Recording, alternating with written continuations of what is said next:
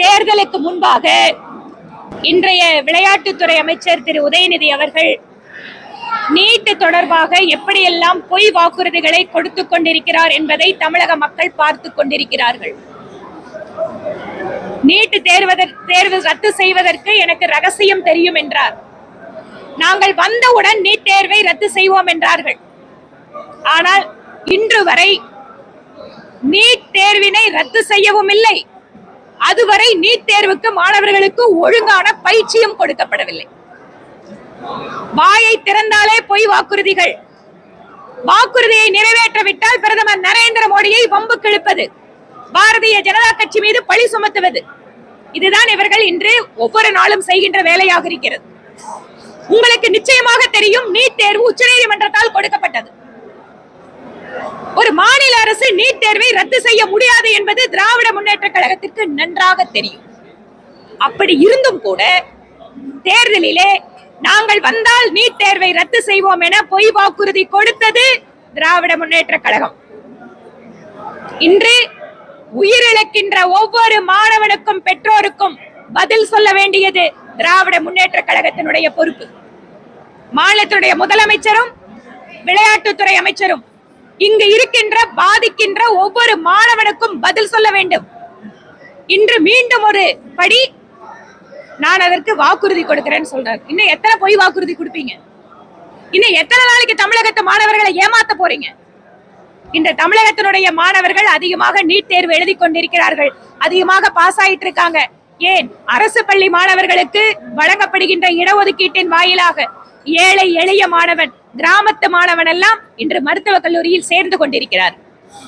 மீண்டும் மீண்டும் பொய் வாக்குறுதி கொடுத்து தமிழகத்து மக்களை ஏமாற்ற வேண்டாம் என இந்த நேரத்தில் அமைச்சர் திரு உதயநிதி அவர்களை கேட்டுக்கொள்கிறோம். இந்த தமிழக அரசு மீதான மக்களுடைய அதிருப்தி, கோபம் பெருகிக் கொண்டிருக்கிறது. எப்போதும் உயிரிழந்த சடலத்தின் மீது அரசியல் நடத்துவது திராவிட முன்னேற்ற கழகத்தினுடைய பழக்கம், பாரம்பரியம். அந்த வகையிலே இன்று இருக்கக்கூடிய மக்களுடைய எதிர்ப்பினை சமாளிப்பதற்காக நீட் தற்கொலையை அரசியலாக்க முயற்சி செய்கிறார்கள்.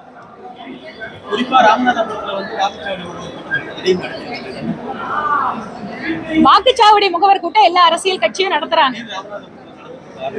அது அவங்களதான் நாங்க எல்லா இடத்துலயும் நடத்துறோம். அண்ணாமலை நடைப்பயணம் மேற்கொள்றாரு, அதுல நீட்டுக்குள்ள செய்யறதுக்காக பண்ணியிருக்காரா? அதே போல இன்னைக்கு வந்து என்ன சொல்லியிருக்காருன்னா, கச்சத்தீவை மீட்க போறதா சொல்லியிருக்காரு. நரேந்திர மோடி அவர்கள் கடந்த 9 ஆண்டுகளா மீனவர்களுக்கு செய்ய வேண்டிய திட்டங்கள்லாம் சொன்னாரு. 9 ஆண்டுகள் வரைக்கும் எதுவுமே செய்யல. இந்த வாட்டி வந்துட்டு தமிழக முதலமைச்சர் ஸ்டாலின் அவர் வந்து இந்த கச்சத்தீவை வந்து மீட்பு சொல்லியிருக்காரு. கச்சத்தீவை தாரை வார்த்தது யார்? உங்கள் கூட்டணியில் இருக்கின்ற காங்கிரஸ் கட்சியை பார்த்து கேளுங்கள். அதற்கு பொறுப்பேற்றுக் கொள்ள வேண்டியது திராவிட முன்னேற்ற கழகம். நீங்கள் ஆட்சியில் இருக்கும்போது செய்த தவறிற்கெல்லாம் பிரதமர் மோடி மீது பழி சுமத்த வேண்டுமா? இன்னொரு முக்கியமான விஷயம், நீங்கள் சொன்னீங்க மீனவர்களுக்கு பிரதமர் மோடி எதுவுமே செய்யவில்லை என்று. பாரதிய ஜனதா கட்சி சார்பில் நாங்கள் சவால் விடுக்கிறோம். 2004 முதல் 2014 வரை தமிழகத்தினுடைய மீனவர்கள் 500 பேருக்கு மேலாக கொல்லப்பட்டார்கள். அவர்களுடைய பாரம்பரியமான மீன் பிடிக்கின்ற உரிமை மறுக்கப்பட்டது. ஆண்டு கணக்கிலே இலங்கை சிறையிலே நம்முடைய தமிழகத்து மீனவர்கள் வாடிக்கொண்டிருந்தார்கள்.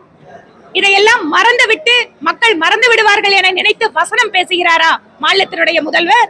இந்த 10 ஆண்டுகளாக இந்த பாரம்பரிய மீனவர்களுக்கு ஆழ்கடலிலே மீன் பிடிப்பதற்கான உபகரணங்கள், படகுகள் வழங்குவது, மீனவர்களுக்காக கடனுதவி செய்வது, இந்த மீனவர்களுடைய உயிரை எல்லாம் இன்று பாதுகாத்துக் கொண்டிருப்பது பிரதமர் மோடி அவர்கள்.